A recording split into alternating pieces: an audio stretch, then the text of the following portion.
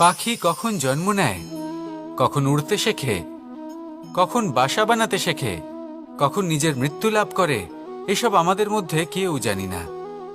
কিন্তু পাখি একটা কথা খুব ভালো করে জানে, যে এই সংসারে ও যা কিছুই করুক না কেন, এই সংসারের ওকে নিয়ে কিচ্ছু যায় আসে না। এবার আমরা কি করি? কোনো কাজ করার আগে আমরা এটা ভাবি যে এই সংসার যদি আমাকে দেখে ফেলে তাহলে কে জানে এই সংসার কি ভাববে, আমার প্রতিচ্ছবি কেমন তৈরি হবে কে জানে, কে জানে কি হবে আদি ইত্যাদি। এই সব ভাবনায় আমরা মগ্ন হয়ে যাই। কিছুটা এমনভাবে মগ্ন হই যে বর্তমানের কর্মের এই জীবনের যাত্রাপথে সেই সময়ের আনন্দ উপভোগ করতে ভুলে যাই। এবার দেখুন একটা পাখি কি করে, ওর কর্ম হলো গান গেয়ে চলা। ওই পাখি গেয়ে চলে, কেউ ওর গান শুনুক বা না শুনুক, কেউ আদৌ শুনছে কিনা সেই বিষয়টা নিয়ে সেই পাখির কিছুই যায় আসে না। সেই পাখি নিজের কর্ম করতে থাকে। হয়তো সেই জন্যই আপনি কখনো কোনো পাখিকে কাঁদতে দেখবেন না। এরকমই আপনাকে নিজেকে গড়ে তুলতে হবে। প্রথমে নিজেকে জিজ্ঞেস করুন, এই যে কর্ম আমি করতে চলেছি সেটা কি উচিত? যদি আপনার মনে হয় সেটা উচিত, তাহলে সেটা প্রমাণ করুন। এটা ভাববেন না যে এই সংসার কি ভাববে। আসুন আর আমার সাথে ভালোবেসে বলুন, রাধা রাধা। আকাঙ্ক্ষা কখন লোভে পরিণত হয়ে যায় তা কেউ বলতে পারে না। এবার তার পরিণাম কি হতে পারে তাও আমরা কেউ জানি না। আজ আমি আপনাকে বলছি, কোনো ব্যক্তি সব থেকে বেশি ক্ষতির সম্মুখীন তখনই হয় যখন সে এটা মনে করে যে সে সব থেকে বেশি সুরক্ষিত স্থানে রয়েছে। সে ভাবে যে সে সেখানে সুরক্ষিত রয়েছে।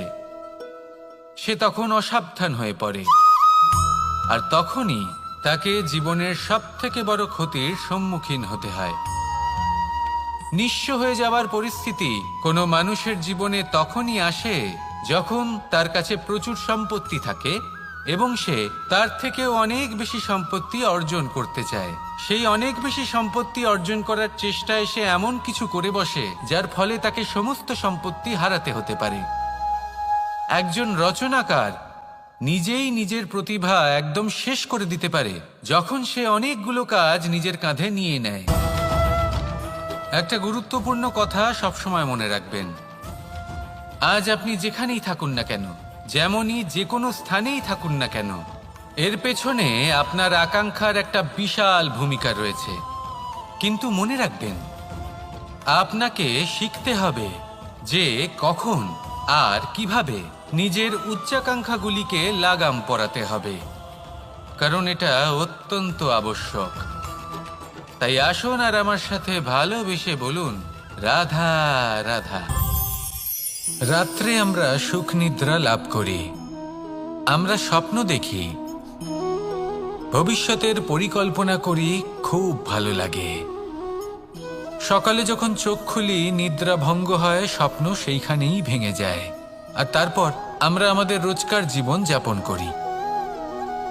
স্বপ্ন হয়তো মানুষ রাতের বেলায় দেখেন, কিন্তু সেটাকে সার্থক দিনের বেলাতেই করতে হয়। রাতে মধুর বাতাসের নিচে কোমল শয্যায় শুয়ে মাতার গলায় মিষ্টি গান শুনতে শুনতে নিদ্রায় আচ্ছন্ন হওয়া, স্বপ্ন দেখা, ভবিষ্যতের পরিকল্পনা করা বড়ই সরল। কিন্তু সকালবেলায় সময় মতো উঠে সূর্যের তাপ সহ্য করে, সেই উষ্ণতা সহ্য করে সর্বাঙ্গ ঘেমে গিয়ে নিজের পথ খুঁজে বের করা, সেই পথে অগ্রসর হওয়া, বাধা বিপত্তি এসবের সম্মুখীন হওয়া, আর তারপর লক্ষ্য লাভ করা, এগুলো কঠিন কাজ। এ হলো অত্যন্ত কঠিন কাজ। যদি আপনি চান যে স্বপ্ন আপনি দেখেছেন তা সত্যি হোক, তাহলে দিনের বেলায় আপনাকে বেরিয়ে কর্ম করতেই হবে, পরিশ্রম করতেই হবে। মনের এই চক্ষু দিয়ে স্বপ্ন দেখা সম্ভব, কিন্তু যদি আপনি বুঝতে পারেন যে এই স্বপ্নই হলো আপনার লক্ষ্য, তাহলে তাকে সার্থক করতে শুধুমাত্র পরিশ্রম দ্বারাই করতে হবে। তাহলে পরিশ্রম করুন আর আমার সাথে ভালোবেসে বলুন, রাধা রাধা। মানুষের জীবনে তিনটি গুণ অত্যন্ত প্রয়োজনীয়: শ্রদ্ধা, বিনম্রতা, যোগ্যতা। যদি জ্ঞান লাভ করতে চান তাহলে শ্রদ্ধার প্রয়োজন, যদি মান লাভ করতে চান তাহলে স্বভাবে বিনম্র হওয়া প্রয়োজন, আর যদি মনোবাঞ্ছিত স্থান লাভ করতে চান তাহলে যোগ্যতার প্রয়োজন। বিষয়টা সহজ। শ্রদ্ধা আপনাকে জ্ঞান দেবে, নম্রতা আপনাকে মান, আর যোগ্যতা উচিত স্থান দেবে। কিন্তু যদি আপনি এই তিনটি গুণ সম্মিলিত করেন তাহলে এমন কিছু লাভ করবেন যা এই সব কিছুর থেকে অনেক ঊর্ধ্বে। সম্মান। আর এ হলো সেই সম্মান যা প্রত্যেক মানুষের নিজের জীবনে লাভ করতে চেষ্টা করা উচিত। কারণ এই হলো সেই সম্মান যার কারণে আপনি চলে যাওয়ার পরেও এই সংসার আপনাকে ভালোবাসবে আর মনে রাখবে। আসুন আমার সাথে ভালোবেসে বলুন, রাধা রাধা। অনেক সময় আমরা জীবনে অনেক মানুষকে এমন বলতে শুনে থাকি যে আমি অসফল হয়েছি কারণ আমার সময় ভালো যাচ্ছিল না, আমি এই জিনিসটা লাভ করতে চাইছিলাম কিন্তু করতে পারলাম না কারণ আমার সময়টা ভালো যাচ্ছিল না, আমি আমার জীবনে ওই মহান কাজটা করতে চাইছিলাম কিন্তু করতে পারলাম না। কেন? কারণ আমার সময়টা ভালো যাচ্ছিল না। কিন্তু যে মুহূর্তে ভালো সময় আমার জীবনে আসবে আমি সব কিছু প্রাপ্ত করব। এমন প্রায় প্রত্যেকেই বলেন। আসুন একটা কথা বোঝা যাক। একজন মালিকে দেখুন, সে প্রত্যেক দিন গাছের সেবা করে, তাকে জল দেয়, তার যত্ন আত্তি করে। কেন? প্রত্যেক দিন সেই গাছ ফল দেয় না। সঠিক সময় এলে তবেই সেই গাছ ফল দেয়, কিন্তু প্রত্যেক দিন মালি তার সেবা করে, তাকে যত্ন করে। শুধুমাত্র তখন করে না যখন সেই গাছ ফল দিতে সক্ষম। আর যদি মালি গাছের যত্ন প্রতিদিন না করে তাহলে হয়তো সেই গাছ ফল দিতেই পারবে না। এটাই হলো আমাদের জন্য একটা শিক্ষা। যখন সময় আমাদের জন্য অপেক্ষা করে না তখন আপনি সময়ের জন্য কেন অপেক্ষা করছেন? ভালো সময়ের জন্য অপেক্ষা করবেন না। ভালো এবং শুভ কর্ম দ্বারা ভালো সময়কে নিজের কাছে টেনে আনুন। নিরন্তর কর্ম করুন, পরিশ্রম করতে থাকুন, শুভ সময় আপনা থেকেই আপনার কাছে আসবে। আসুন আমার সাথে ভালোবেসে বলুন, রাধা রাধা। মানুষের এই সংসারে জীবনযাপন করার জন্য কিছু জিনিসের প্রয়োজন পড়ে। এমন কিছু আবেগ, এমন কিছু বস্তু আছে যেগুলো তার প্রয়োজন হয়, কিন্তু সব থেকে বেশি যে জিনিসটা তার প্রয়োজন হয় সেটা হলো সম্মানের। আমাদের ভালো লাগে যখন কেউ আমাদের সম্মান করে। আমরা কাউকে সম্মান করলে তারও সেটা ভালো লাগে। কিন্তু আপনি দেখবেন যে সংসারে বেশিরভাগ মানুষ দুটি মাপদণ্ডের ভিত্তিতে সম্মান করেন। হয় বয়স দেখে করেন বা উপার্জন দেখে, অর্থাৎ সেই ব্যক্তি কতটা উপার্জন করেন। এবার ভেবে দেখুন, এটা আবশ্যক নয় কারোর বয়স যদি বেশি হয় তার বুদ্ধিও ততটাই বেশি হবে। আবশ্যক এটাও নয় যে কোনো ব্যক্তি যদি অত্যন্ত ধনী হন বা তার মনও নির্মল হবে বা তিনি সৎকর্ম করবেন বা এমন কোনো কর্ম করবেন যাতে উনি সম্মান লাভ করতে পারেন। হতে পারে উনি ধনী কিন্তু দুশ্চরিত্র। সেই জন্য বয়স বা উপার্জন দেখে কোনো ব্যক্তিকে সম্মান করবেন না। কর্ম দেখুন। যদি গভীরভাবে ভেবে দেখেন তাহলে দেখবেন যদি কোনো মানুষ কোনো সৎকর্ম করেন তাহলে তার প্রতি হৃদয় থেকে সম্মান জাগ্রত হয়। এটাই হলো সেই সম্মান যা অর্জন করতে হবে। বয়স আজ আছে, কাল আরো বৃদ্ধি পাবে। উপার্জন আজ আছে, কাল সেটা কমে যেতেও পারে। কিন্তু যদি আপনি নিরন্তর শুভকর্ম করতে থাকেন তাহলে আপনি মৃত্যুর পরেও অমর হয়ে থাকবেন। আসুন আমার সাথে ভালোবেসে বলুন, রাধা রাধা। পাপ এবং পুণ্য, এই দুই হলো সংসারের এমন দুই বিন্দু যাকে কেন্দ্র করে এই সংসারের চক্র ঘুরতে থাকে। আমরা যদি কোনো কর্ম বিচার করি হয় পুণ্য নয় পাপের দৃষ্টিভঙ্গি দিয়ে, এটা হয় পুণ্য না হলে পাপ। কিন্তু এই পাপ এবং পুণ্য এই দুই নির্ভর করে প্রত্যেক মানুষের ওপর, তার চিন্তাধারা, তার পরিস্থিতির ওপর। ধরুন এমন একজন মানুষ যিনি অনেক দিন ধরে বনে পথ হারিয়েছেন, অনেক দিন হয়তো উনি কোনো খাবার খাননি। এবার এমন পরিস্থিতি চলে এসছে যে এবার যদি উনি খাবার না খান তাহলে হয়তো জীবিতই থাকবেন না। আর এমন অবস্থায় ওনার সামনে যদি কোনো প্রাণী আসে, তাহলে তাকে শিকার করা এটা কিন্তু তার কাছে পাপ নয়। এটা তো জীবিত থাকার একমাত্র উপায়। এটা তার কাছে পুণ্যসম। আর যদি আমি এমন একজন ব্যক্তির কথা বলি যিনি সরল, যিনি একটি সুখী, শান্ত, সুরক্ষিত জীবনযাপন করছেন, তার কাছে কিন্তু এটা পাপ। এইরকমই এই সংসারে ভিন্ন ভিন্ন পরিভাষা আছে পাপ এবং পুণ্যের।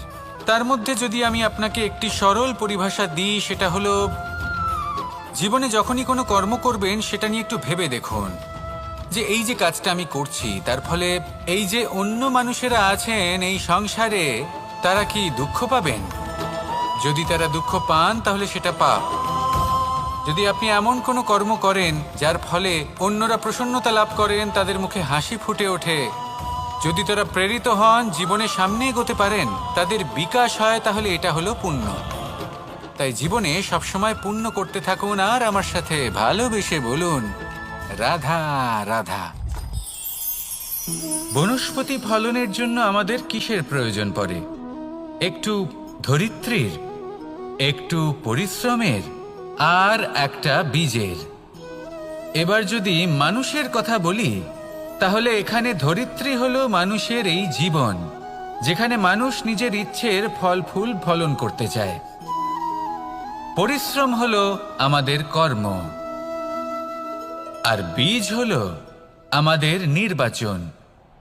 আমাদের বেছে নিতে হবে যে আমরা কি বপন করব, আম নাকি ফণি মনসা। এর মধ্যে আমরা কি পেতে চাই? রসালো ফলের ফলন চাই নাকি কাঁটার ফলন চাই, তা আমাদের উপর নির্ভরশীল। কিন্তু একটা কথা ঠিক, লক্ষ্য যেমনই হোক না কেন, জীবন যেমনই হোক না কেন, যদি আপনি লক্ষ্যের দিকে এগোতে থাকেন, তাহলে কর্মের সাথে খামখেয়ালি আচরণ করতে পারবেন না। যদি আপনি এমন করেন, তাহলে এটা আপনাকে একটা অনুচিত লক্ষ্যে পৌঁছে দেবে, সেটা কিন্তু নিশ্চিত। সবসময় এটা মনে রাখবেন, কর্মের সাথে খামখেয়ালি হবেন, অর্থাৎ কর্মফলও আপনার সাথে খামখেয়ালি হবে। তাহলে নিষ্ঠার সাথে কর্ম করতে থাকুন আর নিজের লক্ষ্যকে প্রাপ্ত করুন। আর আমার সাথে ভালোবেসে বলুন, রাধা রাধা। অগ্নি চতুর্থ তত্ত্ব, সব থেকে বেশি গুরুত্বপূর্ণ, কিন্তু তার থেকেও বেশি ভয়াবহ। কখনো অগ্নিকে নিয়ন্ত্রিত রূপে উনুনে জ্বলতে দেখেছেন? এই অগ্নি আমাদের খাবার বানাতে সাহায্য করে, যা আমাদের শক্তি প্রদান করে। কিন্তু এই অগ্নি যখন বিচলিত হয়ে, অনিয়ন্ত্রিত হয়ে কোনো বনের আগুন হয়ে ওঠে, তখন মহা বিনাশ ঘটে যায়। আপনারই অন্তরের ঊর্জা হলো এই অগ্নি। এটা আপনার শক্তিও, আপনার ক্রোধও। একে ব্যবহার কিভাবে করবেন তা আপনারই হাতে। যদি কোনো ব্যক্তি নিজের অন্তরের এই ঊর্জাকে ব্যবহার করেন শক্তির রূপে, তাহলে সে বিকাশ ঘটাতে পারে, নির্মাণ ঘটাতে পারে। কিন্তু যদি কোনো ব্যক্তি তার অন্তরের ঊর্জাকে বিধ্বংসী অস্ত্র বানিয়ে ফেলেন, তাহলে নিশ্চিত রূপে মহা বিনাশ ঘটতে পারে, যাতে বিনাশ তারও অবশ্যই হবে। অনেক বছর পূর্বে এমনই এক আগুনের দ্বারা এই সুন্দর পৃথিবীর নির্মাণ হয়েছিল। আর অনেক বছর পূর্বে এমন এক আগুনেই সমস্ত জীব এবং সংসার বিলুপ্ত হয়ে গেছিল। এবার আপনি আপনার অন্তরের ঊর্জা দ্বারা বিনাশ ঘটাতে চান নাকি নির্মাণ ঘটাতে চান, সেই সিদ্ধান্ত আপনারই। আসুন আমার সাথে ভালোবেসে বলুন, রাধা রাধা। কখনো কখনো এমন হয়, আমরা আমাদের বাড়ির উঠোনে বীজ বপন করি, আর তা বিকশিত হয় একটা সুন্দর বৃক্ষে। তার শাখাগুলি প্রতিবেশীর বাড়ি পর্যন্ত পৌঁছয়। ফলের বর্ষণ প্রতিবেশীর বাড়িতেও হয়ে থাকে। আর আমরা ভাবি গাছ আমরা উৎপন্ন করব আর ফল খাবেন আপনারা। এই কেমন কথা হলো? আপনাকে এই কথা বুঝতে হবে যে এসব হলো ভৌতিক বস্তু, সাংসারিক বস্তু। কখনো নিজের বাড়ির বাগানে ভালোবাসার গাছ বপন করে দেখুন। তার শাখাও প্রতিবেশীর বাড়ি পর্যন্ত পৌঁছবে, ফলের বর্ষণ সেখানেও হবে। কিন্তু সেই ফল চাইতে আপনাকে যেতে হবে না, সেই ফল দ্বিগুণ মাত্রায় আবার আপনার কাছেই ফিরে আসবে। তাই নিজের বাড়িতে আর নিজের মনে ভালোবাসার গাছ উৎপন্ন করুন। এই জীবন প্রসন্ন হয়ে বলবে, রাধা রাধা। অ দিয়ে অন্ত, আ দিয়ে আরম্ভ, এই দুইয়েরই রাশি সমান। যদি আপনি মন দিয়ে দেখেন তবে দেখবেন এদের সম্পর্ক খুবই নিবিড়। কিভাবে? যখন কোনো কিছু শুরু হয় এটা নিশ্চিত হয়ে যায় যে তা সমাপ্তও হবে। আরম্ভই যদি না হয় তার সমাপ্তও হবে না। যা আরম্ভ হয়েছে তার সমাপ্তি হলো অবশ্যম্ভাবী। এটাই হলো প্রকৃতির নিয়ম, একে এড়ানো যায় না। এবার এই কথা আমরা সকলে জানি। এবার মানুষ কি ভাবে যে সমাপ্তির পরে কি হতে পারে, এর উত্তর তাদের কাছে নেই। তাদের উচিত অন্য কোনো বিষয় ভাবা যা বেশি গুরুত্বপূর্ণ। এবার মানুষ এটা জানে না যে মৃত্যুর পরে কি হতে পারে, কিন্তু এই কথা অবশ্যই জানে যে জন্ম থেকে মৃত্যু পর্যন্ত এই সময়, যাকে আমরা জীবন বলে থাকি, এই সময় আমরা কর্ম করতে পারি। এই কথা তো আমরা জানি। তাহলে এমন কি কর্ম করা যেতে পারে যা আমাদের সমাপ্তির পরও আমাদের প্রাসঙ্গিক করে রাখতে পারে, এই বিষয়ে ভাবা উচিত। যে জন্মগ্রহণ করেছে তার মৃত্যু হবেই, এটা সাধারণ বিষয়। কিন্তু ইতিহাস আজও সেই সকল মানুষজনকে স্মরণ করেন যাদের এই সংসার তাদের মৃত্যু নয়, বরং তাদের জীবনকালে যে কর্ম তারা করেছেন তার দ্বারা মনে রাখেন। সেই কর্মের কারণে এই সংসারে তাদের নাম, তাদের কর্ম, তাদের ব্যক্তিত্ব, তাদের কীর্তি অমর হয়ে থাকে এবং থাকবে। আপনার কাছে এতটা সময় নেই যতটা আপনার মনে হচ্ছে আপনার কাছে আছে। সেই জন্য যত শীঘ্র সম্ভব শ্রেষ্ঠ কর্ম করুন, যতটা পারবেন ততটা অধিক সুকর্ম করুন। এই সংসারে নিজেকে অমর করে তুলুন আপনার মৃত্যুর পরেও। আর আমার সাথে ভালোবেসে বলুন, রাধা রাধা। ওমা, এ কি? আমি কখন থেকে এখানে অপেক্ষা করছি, হাত পেতে দাঁড়িয়ে রয়েছি যাতে একটা ফল আমার হাতে এসে পড়ে এবং সেটা আমি খেতে পারি। কখন থেকে অপেক্ষা করছি, কিন্তু সেটা হচ্ছেই না। এবার আপনি বলবেন যে এসব কি বলছি, এ কি অদ্ভুত কথা বলছি। যদি ফল খেতে হয় তাহলে আমাকে বৃক্ষে চড়তে হবে, ফলের কাছে পৌঁছতে হবে, তবেই তো ফল পাবো। এবার এটা অত্যন্ত সহজ ব্যাপার, কিন্তু এই বিষয়টা আপনি নিজের জীবনের প্রসঙ্গে ভেবে দেখুন। লক্ষ্য কোথায় আছে আপনি জানেন, সেই লক্ষ্যে পৌঁছানোর পথ কি সেটাও আপনি জানেন, সেই পথে চলার ক্ষমতাও আপনার রয়েছে, কিন্তু তাও আপনি নিজের লক্ষ্য লাভ করতে পারছেন না। কেন? কারণ আপনি অপেক্ষা করছেন যে লক্ষ্য আপনার সামনে চলে আসবে, কিন্তু তা হয় না। লক্ষ্য সে যাই হোক না কেন, ধন হোক, প্রেম হোক, কোনো সম্মান হোক বা মোক্ষ হোক, যদি আপনি তার দিকে অগ্রসর না হন তাহলে ফল প্রাপ্তি অসম্ভব ব্যাপার, তা কোনোদিনই হবে না। সেই জন্য আপনার চোখের সামনে আপনি যদি নিজের লক্ষ্যকে দেখতে পান তাহলে উঠুন এবং সেই দিকে অগ্রসর হতে শুরু করুন। নিজের অন্তরের সকল অশুভ গুণ দূর করুন, অলসতা ত্যাগ করুন, অজ্ঞানতা ত্যাগ করে দিন এবং চলতে থাকুন।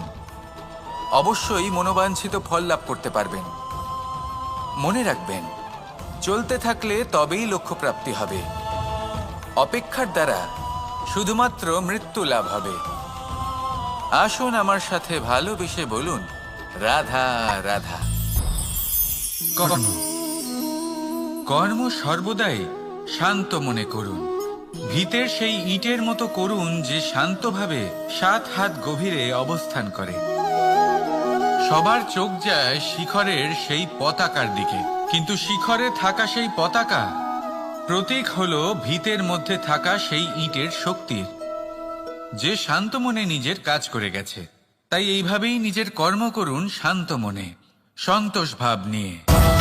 কলরব যা করার তা আপনার সাফল্যকে করতে দিন, কারণ যখন সাফল্যের এই জয় জয়কার চারিদিকে ছড়িয়ে পড়ে তখন কর্মের এই মৌনতা আরো শক্তিশালী হয়ে ওঠে।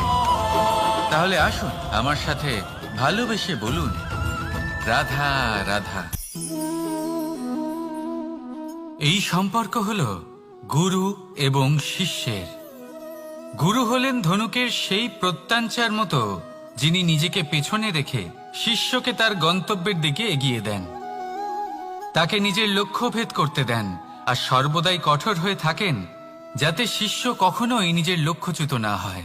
ধন্য হলেন এমন গুরু যারা শিষ্যকে নিজের গন্তব্যে পৌঁছেও দেন এবং তার সব কৃতিত্ব তাকেই দেন, নিজের শিষ্যকে, নিজের বাণকে। তাহলে আপনারা চিরকাল এরকম গুরুকে মনে রাখবেন, সর্বদা তাদের সম্মান করবেন, সর্বদা তাদের ভালোবাসবেন, কখনো জীবনে পিছিয়ে পড়বেন না আপনি। আসুন আমার সাথে ভালোবেসে বলুন, রাধা রাধা। আপনি কখনো আতর মেখেছেন? একটা শ্রেষ্ঠ আতরের গুণ হলো ওকে মাখার পরে অনেক দিন পর্যন্ত তার সুবাস থেকে যায়। তারপরে আপনি বস্ত্র বদল করুন বা রেখে দিন, তার সুবাস থেকেই যায়। এবার ধরে নিন এই আতর হলো আপনার কর্ম, আর আপনার শরীর, আপনার বস্ত্র হলো আপনার জিহ্বা। যত শ্রেষ্ঠ আপনার কর্ম হবে তত বেশি এই সংসার আপনাকে জানবে। আপনার কর্ম যদি সর্বশ্রেষ্ঠ হয় তাহলে সারা জীবন মনে রাখবে, আর জীবনের পরেও আপনাকে ভুলবে না। এই কর্ম ধর্ম ভেবে পালন করবেন, কারণ এই চিন্তা ভাবনাই সত্য হয়ে সামনে আসে। সেই জন্য ভাবনাকে পুষ্ট করুন, যুক্তিবোধ শ্রেষ্ঠ করে তুলুন। সবকিছু নিজে থেকেই হয়ে যাবে, পথ আপনা থেকেই সামনে চলে আসবে, কর্ম নিজে থেকেই হতে থাকবে। শুধু কর্ম ধর্ম মনে করে পালন করতে থাকুন, আর আমার সাথে ভালোবেসে বলুন, রাধা রাধা। এই জীবন, এই জীবন দেখতে গেলে কিন্তু খুবই কঠিন। এই জীবন কি করি হে নারায়ণ, এটাকে একটু সহজ কি করে করে তোলা যায়, এই প্রশ্নই তো আসছে মনে। এর উত্তর স্বয়ং সেই মানুষের মধ্যেই লুকিয়ে, তার সিদ্ধান্তে, তার নির্বাচনের মধ্যে লুকিয়ে। এবার জীবনের যে কঠিন সময়গুলো থাকে সেগুলো সেই প্রসঙ্গের মতোই হয়। যেমন ধরুন, আপনি হাঁটছেন হাঁটছেন আর হঠাৎ করে পায়ে কাঁটা ফুটে গেল। এবার আপনি কি করবেন? এমনও ব্যক্তি আছেন যারা সেই কষ্টের কারণে, সেই কষ্ট পাওয়ার ভয় পিছিয়ে আসেন। এমনও কিছু ব্যক্তি থাকেন যারা সেই আঘাতে নিরাময় করার জন্য সময় নষ্ট করবেন, কতটা জানি না। এমনও কিছু ব্যক্তি থাকতে পারেন যিনি হয়তো সেই কাঁটাকে তুলে নিয়ে তার ব্যবহার গজালের মতো করবেন, তাকে দেওয়ালে পুঁতে একটা সুন্দর ছবি লাগাবেন যাতে সেই দেওয়াল আরো সুন্দর দেখতে মনে হয়। এটাই জীবনের সাথেও হতে পারে। এবার দেখুন, জীবন হলো কঠিন নাকি অত্যন্ত কঠিন সেটা গুরুত্বপূর্ণ নয়, সেটাকে সরল করার জন্য আপনি কি করছেন সেটা গুরুত্বপূর্ণ। জেনে রাখুন, আমরা সবাই মরণশীল, আমাদের সবার মৃত্যু হবে, প্রত্যেককেই এক না একদিন অবশ্যই মরতে হবে। এবার যখন সেটা হতেই চলেছে তাহলে ভয় কেন পাবো, চিন্তা কেন করব? দুশ্চিন্তা করলে কি এর সমাধান হয়ে যাবে? কখনোই নয়। যা প্রারব্ধ তা হবেই। তাই জীবন এই কিছুক্ষণ আপনাকে বাঁচার জন্য দিয়েছে, তা বাঁচতে শুরু করে দিন। জীবনে যা পরিস্থিতি আসুক তা ধন্যাত্মক দৃষ্টিভঙ্গি দিয়ে দেখা শুরু করুন। এটা যদি আপনি শিখে নিতে পারেন তাহলে আপনার এই জীবন সুখ ও প্রসন্নতা দ্বারা ভরে উঠবে। আর এই প্রসন্নতাই আপনি বলবেন, রাধা রাধা। বৃষ্টির জল যখন মেঘের দ্বারা টিপ টিপ করে ঝরে পড়ে তখন কি ভালো লাগে, তাই না? শুধু যে এই আবহাওয়া ভালো করে তুলে তাই নয়, এই মাটিতে সমাহিত হয়ে একটা অত্যন্ত সুন্দর গন্ধ উৎপন্ন করে। এই লতা পাতা, এই বৃক্ষ এদের জীবন দান করে, এদের পুষ্ট করে তোলে, আর তার সাথে অনেক জীবের কল্যাণ করে। কিন্তু ভাবুন, যখন বজ্রপাত হয় তখন কি হয়? এই সমস্ত জলের ফোঁটা অনিয়ন্ত্রিত হয়ে যায়, একটা ভয়ানক বন্যার রূপ নিয়ে নেয় যা শুধুমাত্র মহাবিনাশ করে। এর সারমর্ম কি? এর সারমর্ম হলো কর্ম করুন, কিন্তু তার নিয়ন্ত্রণ রেখে। যদি আপনি নিয়ন্ত্রণে না থাকেন তাহলে আপনিও জীবনরূপী এই বর্ষার পরিবর্তে ভয়ানক বন্যার রূপ ধারণ করবেন। এবার বিকাশ ঘটাবেন নাকি বিনাশ, সিদ্ধান্ত হলো আপনার। যদি বিকাশ ঘটাতে চান তাহলে নিজের কর্মের সাথে সাথে নিজের মনকেও নিয়ন্ত্রণ করতে শিখুন। এই মনকে সংযত করুন, একে নিয়ন্ত্রণে রাখুন, নিজের কর্মকে নিয়ন্ত্রণে রাখুন, ভারসাম্য বজায় রাখুন। আর আমার সাথে ভালোবেসে বলুন, রাধা রাধা। কখনো ঘোড়া আর তার ঘোড়সওয়ারিকে দেখেছেন? ঘোড়ার ডান এবং বাম দিকে যেন একটা পর্দা লাগানো থাকে। তার কারণ কি? যাতে ঘোড়া অন্য কোনো দিকে দেখতে না পায়, শুধুমাত্র সামনে দেখে আর সেই দিকেই এগোতে থাকে। বলতে গেলে এটা খুব সাধারণ ব্যাপার, কিন্তু এর পেছনে খুব বড় এক বিজ্ঞান লুকিয়ে রয়েছে।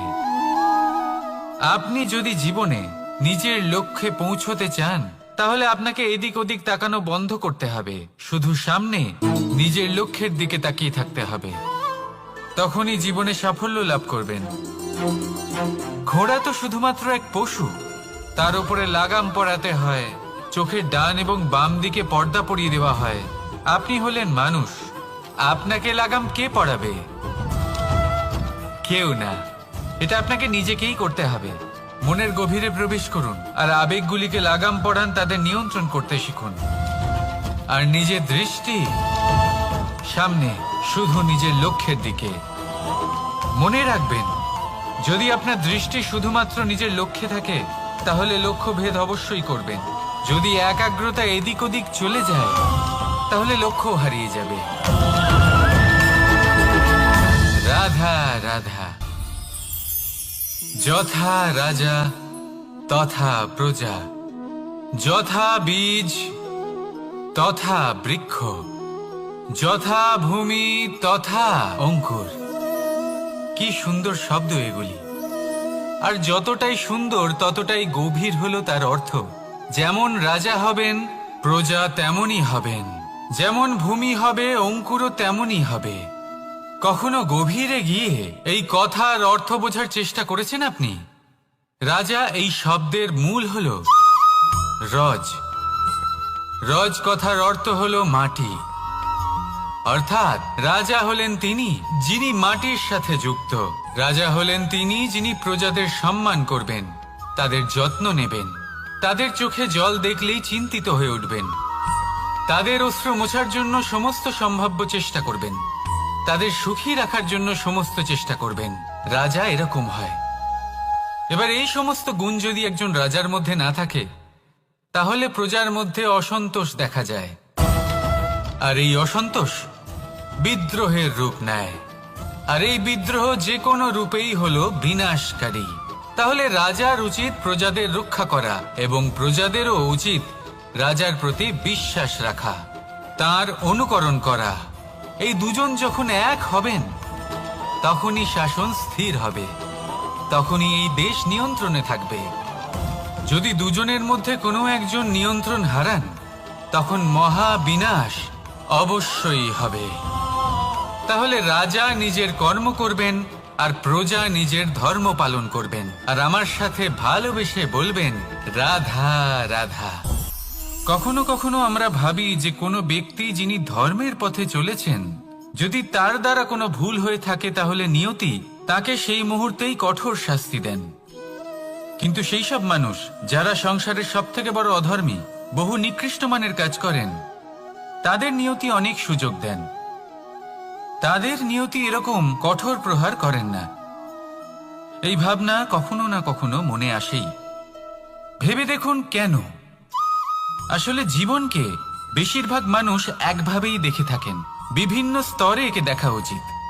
এবার আপনি বলুন, এই সংসারে কোনো অধর্মী কখনো প্রেরণার উৎস হতে পারেন?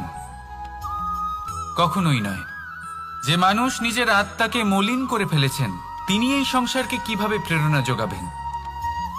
উনি নিজেই বুঝতে পারেন না কোনটা করা উচিত, ধর্ম কোনটা। তাই নিয়তি তাকে একটা সুযোগ দেন, এটা বোঝার সুযোগ দেন যে কোনটা উচিত, কোনটা ধর্ম। সুযোগ দেন নিজের বিবেক জাগিয়ে তোলার, তাকে সুযোগ দেন নিজের অন্তরাত্মার ডাক শোনার। যখন তাতেও কাজ হয় না তখন নিয়তির কাছে একটাই পথ বাকি থাকে, আর তা হলো মহাবিনাশ। মহাবিনাশ হয়তো দেরিতেই আসতে পারে, কিন্তু তা অবশ্যই আসবে। আর যখন মহাবিনাশ আসে তখন মহাবিনাশের যন্ত্রণা সমগ্র মানব জীবনের যন্ত্রণার থেকে অনেক বেশি হয়। এই কথাটা সবসময় মনে রাখবেন। আর অন্যদিকে যে মানুষ ধর্মের পথে চলছেন তার দ্বারা যদি কোনো ভুল হয়ে থাকে, তখন নিয়তি তার পরীক্ষা নেন। কিছুক্ষণের জন্য মানুষের মনে হতে পারে নিয়তি তাকে কঠোর শাস্তি দিয়েছেন, কিন্তু সময়ের সাথে আমরা সবাই দেখি যে যখন সেই মানুষ সেই পরীক্ষায় উত্তীর্ণ হন, এই সমস্ত সংসারের জন্য প্রেরণার উৎস হয়ে ওঠেন। অর্থাৎ নিয়তি প্রত্যেক মানুষকে তার কর্ম অনুসারে উচিত ফলও দেন, উচিত শাস্তিও দেন। পার্থক্য হলো শুধুমাত্র সময় আর আপনার দৃষ্টিভঙ্গির। তাই ধর্মের পথে চলুন আর আমার সাথে ভালোবেসে বলুন, রাধা রাধা। মনুষ্যরূপে জন্ম নিয়েছি এবং সমস্ত কর্ম এই রূপেই করেছি, কিন্তু আশ্চর্যের বিষয় হলো যে আজও মানুষ আসেন এবং হাত জোড় করে প্রার্থনা করেন যেন আমি ওনাদের সহায়তা করি। আপনাদের একটা কথা বলতে চাই, আমি সকলকে সাহায্য করতে পারবো না, কিন্তু আমি শিক্ষা অবশ্যই দিতে পারবো, জ্ঞান প্রদান করতে পারবো। এমন কিছু জ্ঞান যার ভিত্তিতে মানুষ যা চাইবেন তাই লাভ করতে পারবেন যদি সঠিক কর্ম করতে থাকেন। যখন কংসের অসুররা গোকুলে ধ্বংসলীলা চালাচ্ছিলেন তখন আমি কারোর থেকে সাহায্য চাইনি। আছে যা লক্ষ্য আছে আপনি অবশ্যই লাভ করবেন, আর এই মন সুপ্রসন্ন হয়ে বলবে রাধা রাধা। ভোজন এই সংসারে যেই হোক না কেন, কোনো মানুষ হোক, কোনো প্রাণী হোক, কোনো কীট হোক বা কোনো বনস্পতি হোক, প্রত্যেকের জন্য ভোজন অতি আবশ্যক। কারণ ভোজন থেকেই শক্তি পাওয়া যায়, আর সেই শক্তি দিয়েই সংসারের আমাদের জীবনের সমস্ত কার্য করা যায়। এবার এমন এক ধরনের শক্তি হয় যা শীতের ঋতুতে সূর্য থেকে আমরা পেয়ে থাকি, আর আরেক ধরনের উত্তাপ হয় যা দিয়ে ভোজন রান্না করা হয়, সুস্বাদু নানান ধরনের ভোজন। এবার অত্যন্ত গুরুত্বপূর্ণ হলো যে ব্যক্তি সেই ভোজন বানাচ্ছেন তার মানসিক পরিস্থিতি এবং সেই ব্যক্তি যিনি ভোজন গ্রহণ করছেন তার মানসিক অবস্থা। যখনই আপনি ভোজন বানাচ্ছেন তখন ভালোবাসার সাথে কাজটা করুন, ধন্যাত্মক ভাব নিয়ে, সৎ ভাবনার সাথে, কারণ আপনার এই মানসিক স্থিতি শক্তির আকারে সেই খাদ্যের সাথে মিলে মিশে যায়। আর যখনই আপনি ভোজন গ্রহণ করছেন তখন সদ্ভাবনার সাথে, প্রসন্নতার সাথে গ্রহণ করুন, ধন্যাত্মক ভাব নিয়ে। যদি আপনি প্রসন্নতার সাথে রান্না করেন, প্রসন্নতার সাথে খাদ্য গ্রহণ করেন, তাহলে আপনি প্রসন্নই থাকবেন, আর মন সুপ্রসন্ন হয়েই বলবে রাধা রাধা। দীপাবলি আমাদের সবথেকে বড় উৎসব।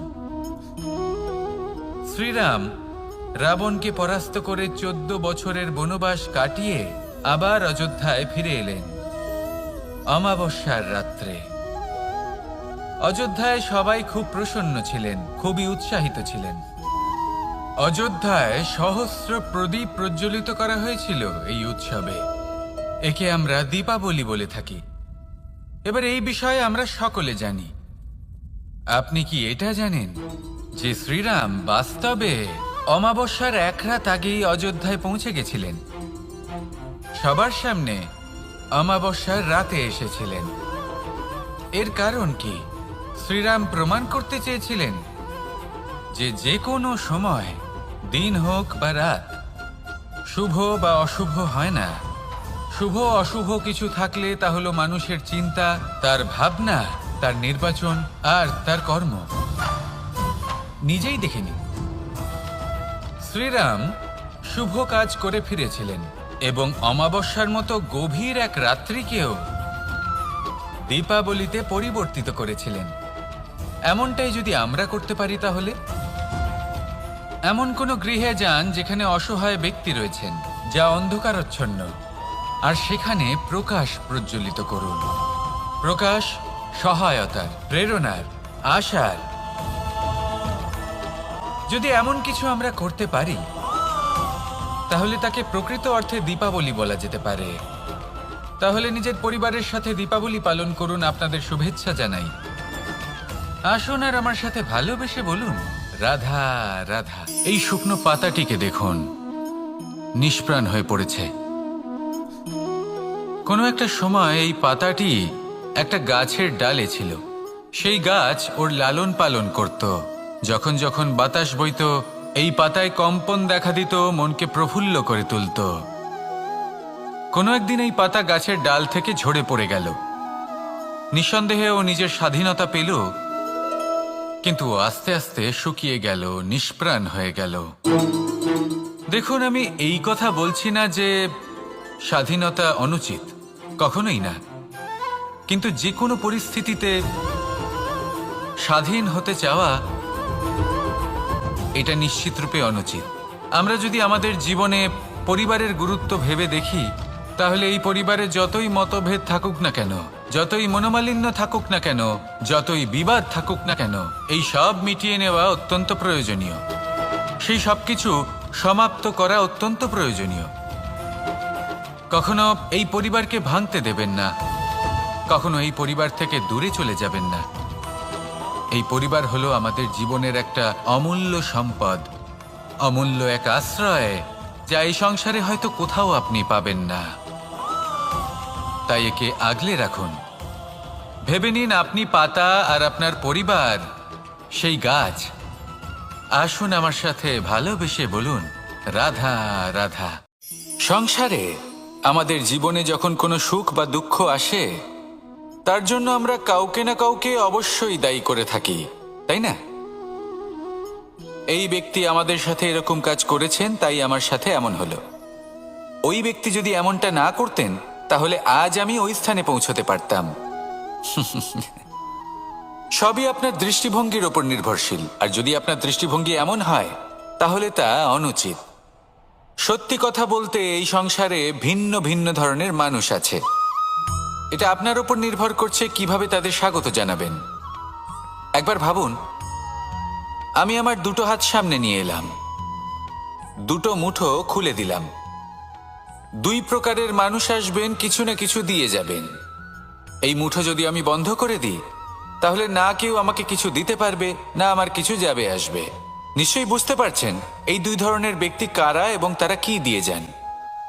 আমি যদি নিজের মুঠো খুলে দিই, তাহলে কিছু ভালো মানুষ আসবেন, আমাকে আনন্দ, সন্তুষ্টি, জ্ঞান প্রদান করে যাবেন, ভালো অভিজ্ঞতা দিয়ে যাবেন।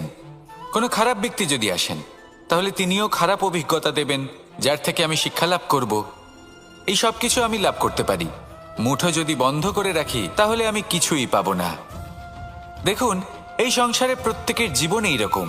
প্রত্যেকের জীবনে সবকিছুই আছে, ভালো খারাপ দুই মানুষই আছে। ভালো অভিজ্ঞতা আছে, খারাপ অভিজ্ঞতা আছে। নির্ভর করছে আপনার উপর যে আপনি কি করবেন, এনাদের স্বাগত কিভাবে জানাবেন, কার থেকে কি বুঝবেন, কি শিখতে পারবেন, আর কোন দৃষ্টিভঙ্গি নিয়ে অগ্রসর হবেন।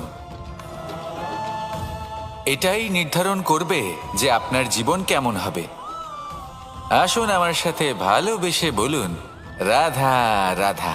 এই সংসারে সব থেকে বেশি কোমল বস্তু হলো রেশম। এই রেশম এতটাই কোমল হয় যে এর পুরো একটা থান শুধুমাত্র একটা হাতে ধরা সম্ভব। কখনো ভেবে দেখেছেন এই রেশম কিভাবে হয়? একটি কীট তার লালার দ্বারা উৎপন্ন হয়। এই কীট সেই রেশমকে পাক দিতে থাকে, পাক দিতেই থাকে, আর আস্তে আস্তে তার মধ্যেই জড়িয়ে পড়ে। শেষে ওর এই সুন্দর অমূল্য সৃষ্টি রেশমের এই সুতো, তার নির্মাণ কার্য পূর্ণ হয়। কিন্তু তাতেই ও নিজে বন্দী হয়ে যায়। নিজেরই মায়াজালের এই বন্দী গৃহে নিজেই ফেঁসে যায়। এবার এই সুতোকে ব্যবহারযোগ্য করে তোলার জন্য এই কীটগুলিকে এই কবচের সাথেই ফুটন্ত জলে ফেলে দেওয়া হয়। এই সংসারে যদি আমাদের স্বপ্ন এই সংসারের দুঃখ হরণ করার জন্য, এই সংসারে সুখ বিতরণ করার জন্য হয়, তবেই আমাদের প্রগতি সম্ভব। যদি আমাদের এই স্বপ্ন শুধুই আমাদের এবং আমাদের স্বার্থ সিদ্ধির জন্য হয়, তাহলে এই স্বপ্ন আমাদের অন্ধ করে দেবে। আমাদের অন্ধকারের পথে নিয়ে যাবে, আর আমরাও সেই কীটের মতো হয়ে যাব। নিজেদেরই মায়াজালে আমরা নিজেই ফেঁসে যাব, আর শেষে আমরা যদি কিছু লাভ করি তা হবে একাকিত্ব, অন্ধকারময় মৃত্যু। তাই স্বপ্ন অবশ্যই দেখুন, কিন্তু এমনভাবে স্বপ্ন দেখবেন না যে তার এই বন্দিগৃহে আপনি নিজেই ফেঁসে গেলেন। স্বপ্ন দেখুন পরোপকারের, পরমার্থের, সবাইকে উদ্ধারের, অন্ধকারের নয়। তবেই কল্যাণ হবে, আর তবেই এই হৃদয় প্রসন্ন হয়ে বলবে, রাধা রাধা।